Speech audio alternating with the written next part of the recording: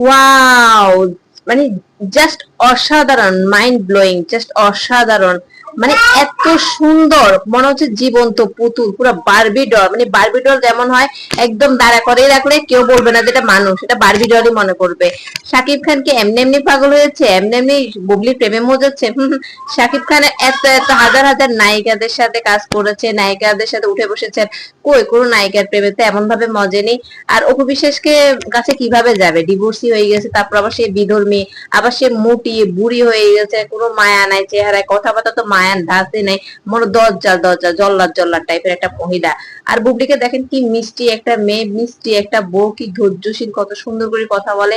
আর নায়িকা হিসেবেও তো ফিট, তার হাতের আঙ্গুল, মানে ফিটনেসটা দেখেন কি মায়া লাগে, আর কি কিউট, মানে পুরাই শালীন টাইপের লাগে। ও যে কোনো ড্রেস পরে একদম মানে খাপে খাপ মিলে যায়। অশ্লীল ড্রেস পরলেও মনে হয় যে তার ফিটনেসের জন্য বানানো হয়েছে। আর সিন্ড্রেলা ড্রেসটা পরিয়েছে, পুরাই সিন্ড্রেলা লাগতেছে। আর সাজটা দেখেন কি নিখুঁত লাগতেছে।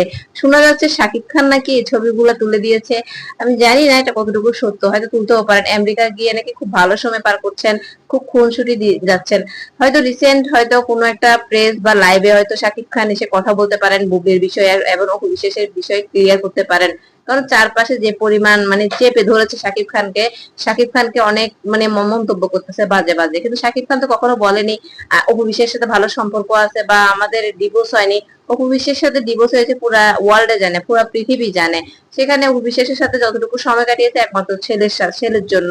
আর অপু বিশ্বাসের সাথে এমন রোমান্টিক কোনো মুডে আমরা কোনো ছবি দেখিনি, রোমান্টিক মুডের কোনো মুহূর্ত দেখিনি। যা দেখেছি আমরা বুবলির সাথে যুক্তরাষ্ট্রে যাওয়ার আগে বার্থডের সময় কিন্তু একসাথে কিন্তু আমরা ছবি দেখেছি শাকিব খান এবং বীরের। কিন্তু এটা কিন্তু আমরা অপু বিশ্বাসের সাথে দেখিনি। অপু বিশ্বাসও কিন্তু কেক কাটতে গিয়েছে, একসাথে পাশাপাশি বসে কোনো ছবি আমরা দেখিনি, ভিডিও দেখিনি, যেটা বুবলি দেখাতে পেরেছে। কিন্তু বারবার বুবলি প্রমাণ দিয়েছে যে শাকিব খানের সাথে আসলে বুবলির সম্পর্ক আছে।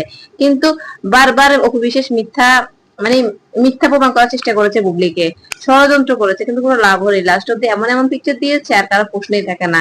আর শাকিব খানকে চারপাশ থেকে চেপে ধরেছে বিভিন্ন মিডিয়া উদ্যোক্তাদেরকে, অপু বিশ্বাস লেলিয়ে দিয়েছে যেন শাকিব খানকে হেনস্থা করা হয়, শাকিব খানকে হেনস্থা করে ও মানে মান সম্মান নষ্ট হলে ও মজা নিবে আর কি।